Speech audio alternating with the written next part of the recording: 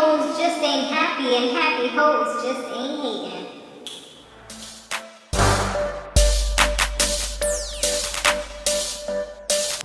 Hey, what's up? What's going on, everybody? So you have now tuned into my Love and Hip Hop New York recap. Guys, make sure that you subscribe to this channel if you haven't yet done so. Share it wherever you like to share videos, like Facebook or Instagram. Well, maybe not Instagram, but Twitter or whatever, those type of places.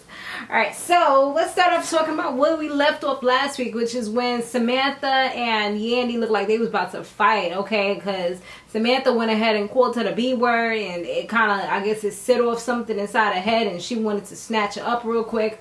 But luckily, it didn't get to there. You know, the security be on point, so they kind of took them apart. Yandy felt like she was big and bad, but like I feel like you didn't even really do anything. Like you tried to get her, but you didn't really do anything. So Samantha's just like, yo, how can I even trust you? And you're a fraud, and how are we supposed to be building a relationship when you don't even speak the truth? So she's like, what are you talking about? So she asks her if her and Mendecees are really married, and she looks the girl straight dead up in her eyes and is like, yeah, we're married, we're really married. Like, I'm like, girl, you straight lying. Now she really, like, that would be the end for me. Like, you straight looked me in the eye and you lied to me. Like, yes, granted, you don't really have to tell me, but if you really feel like you don't want to say anything, then just say that's not your business or whatever. Don't look me in the eye and straight lie to me and then think like we're gonna be friends after that. Nah.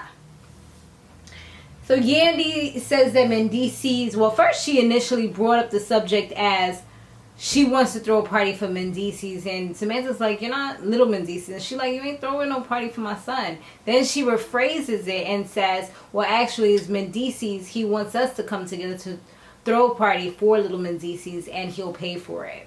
So she's like, you know what? Well, that sounds better.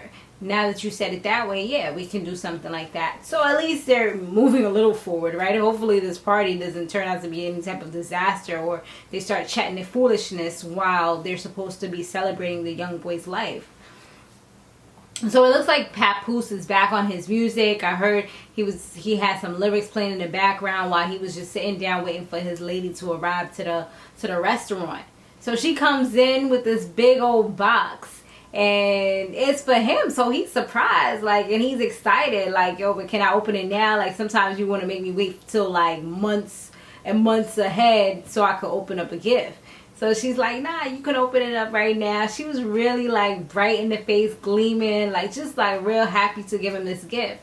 He opens up the box, he sees 2 balloons that say it's a baby or something like that. So he's overjoyed. Like, he literally threw off all of the things off the table, threw the table to the side, everything mashed up on the floor. I'm like, y'all gonna have to pay for that, or VH1 gonna have to pay for that.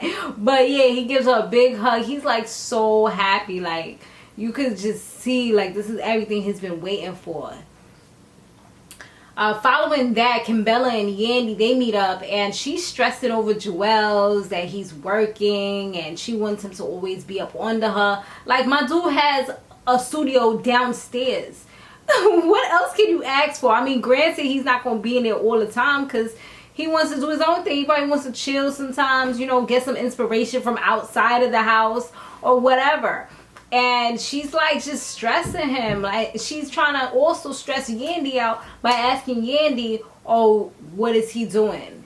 I need to know. Like, first of all, Yandy had to check her real quick. Like, yeah, we friends and everything, but don't come asking me anything about business, because I have confidentiality with my clients, and I'm not going to mix up business with my friendship.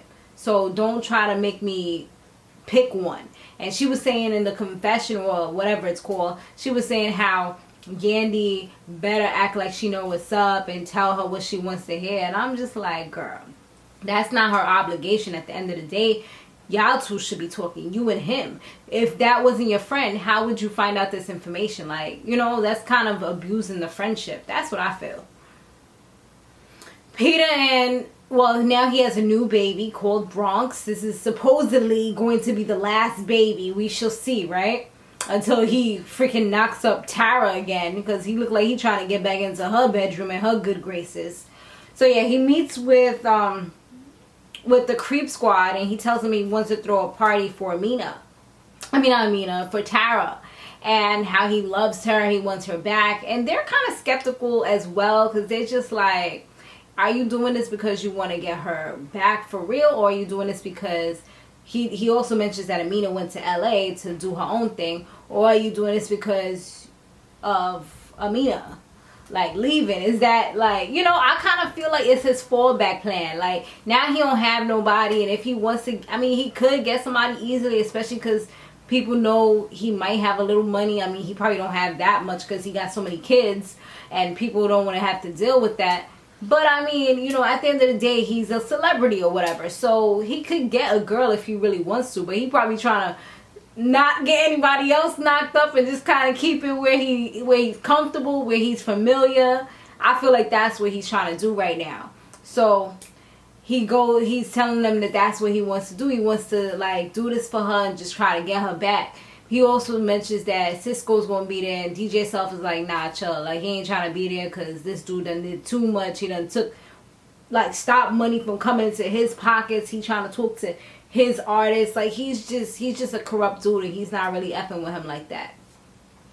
Cardi B hasn't seen Tommy in a minute, and he says, he writes her a letter talking about he doesn't really want to hold her back, and she's better off without him. So he pretty much broke up with her through a letter. And she's devastated. She's hurt because she's been holding him down for all this time.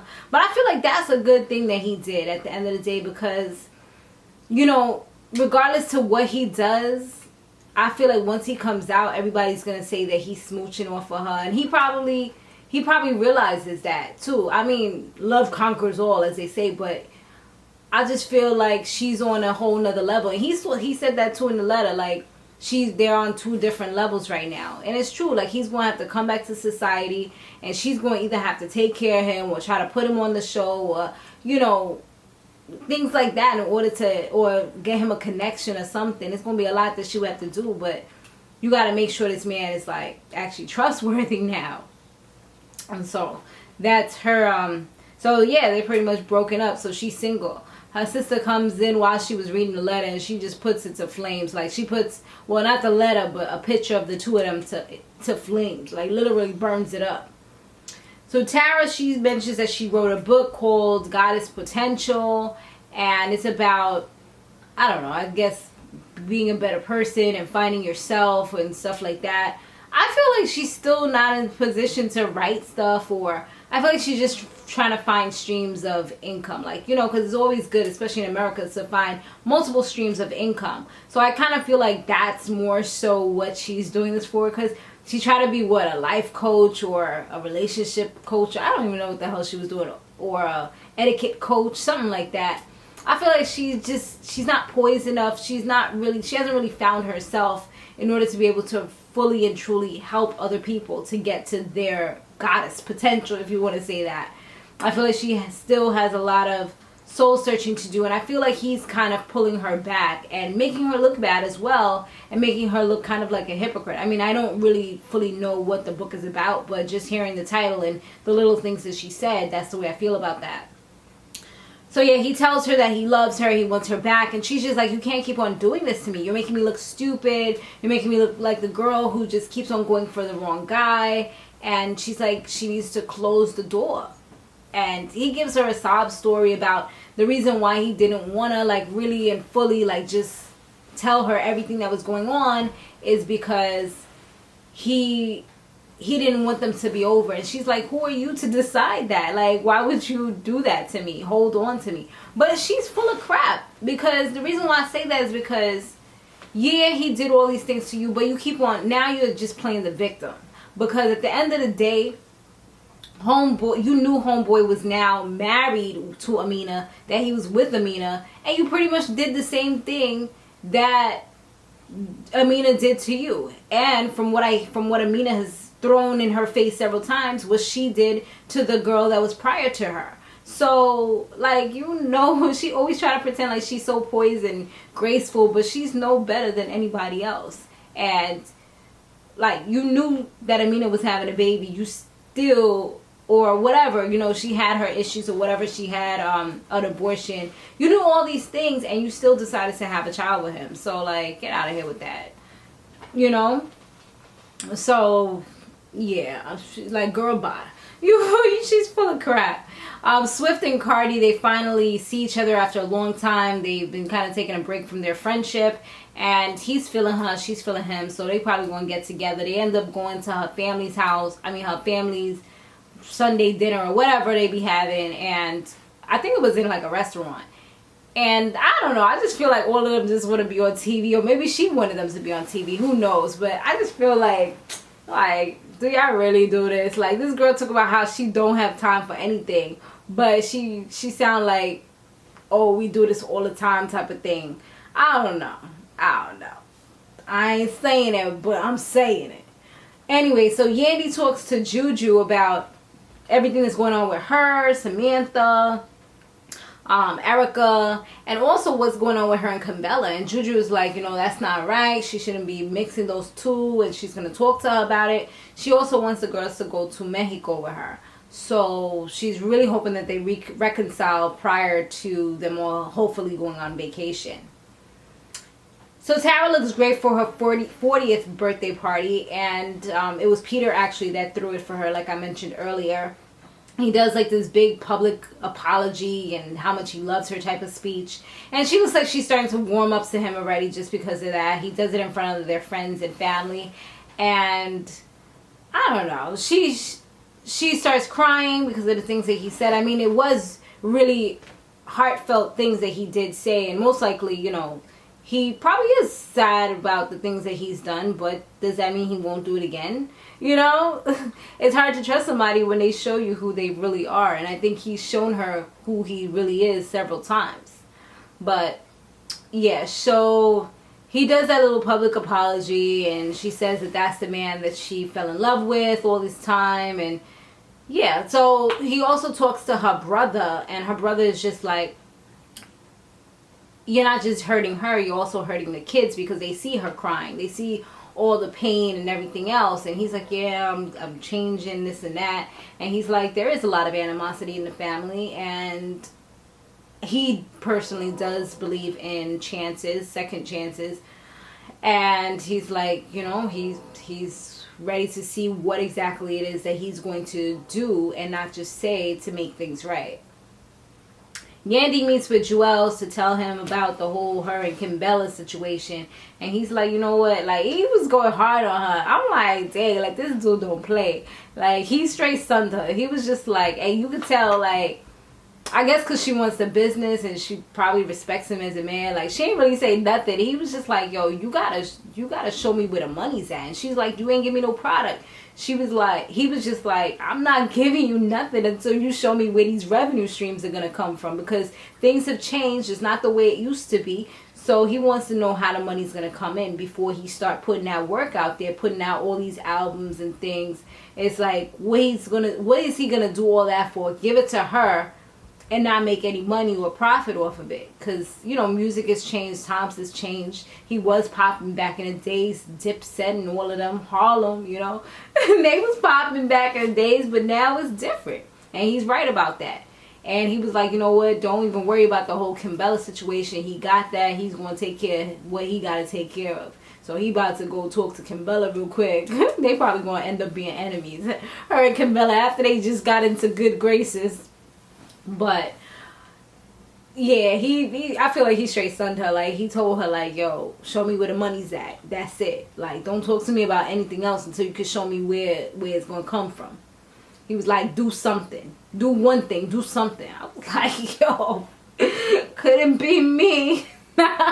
Nah, but me, I'm the type to work hard. Like, you already see that. Like, you wouldn't even have to tell me something like that, because I don't play that. Like, you ain't going to embarrass me in front of millions of people that are watching this show, making me look like a bad manager. You know what I mean? So, yeah, when they was having the dinner, Cardi B and her family and all of them, and Swift was there, they seemed like they was pressuring him, like trying to get him to be with her. And they told her, like, this would be a more beneficial relationship for her because he would elevate her mind, he can help her with business, like, he's a smart guy, all those things. And they also, her sister went to him and was like, yo, she's single right now, you need to hop on that. Like, what are you waiting for? Before you F this up, go ahead and talk to her. And I'm just like, hopefully things go good. I mean, if I was him, I don't know if I could trust her because she kind of hot-headed. I mean, she probably punched him in the face or slapped him up real quick. That's why he was so upset. Y'all remember that. So, I don't know. When somebody, like I said earlier, when somebody shows you their true self, you got to be careful because that means that she probably going to, like, if she get tight, you don't know if she could do that again, because that's how she was brought up or whatever. That's how she had to always defend herself, was by fighting. So one of the worst things that could possibly happen happened. And you know, this particular scene was near and dear to my heart. And if you guys watch my main channel, then you saw my last video that I did one of the last videos that I put out in 2016, which was my biggest secret ever video. If you didn't watch that, look it up on my channel. But just to tell you guys what exactly happened, Remy Ma, they show a scene where she's in the hospital, she's crying, and she's with Papoose by her side. She has all these little gifts, this get well soon thing. So she tells her story. So from what happened, she had an ectopic pregnancy, and the fallopian tube, I think it was about to burst, literally. So now, unfortunately, she won't be able to have any kids naturally anymore after this. Like, and this was, I think it really hit her because he's been wanting this so bad. Like, Papoose has been hunting her down, like, you know, I mean, hounding her, like, every single time, like, you know, her pregnancy test, this and that, and always talking about it, talking about these twins and all that. And it's like, she finally says, okay, let's go ahead and do it. And then this happens. And it's not like, oh, you can't do it right now. Now you can't have kids at all. So that's like truly a devastating thing to hear. And you know, for a woman, especially when you feel like you can't do the one thing that you want to do for your husband, like to procreate and just create a little version of both of you guys to show your love. You know what I mean? So she was really heartbroken, devastated about it, and he's just trying to console her. Even though you could tell he was sad as well, he just tried to be that rock, that stone, and just try to console her and let her know that they're going to get through this. And regardless if they can have a child or not, he's going to be by her side. And, you know, he's really saying all the things that can definitely help someone to get through something like this.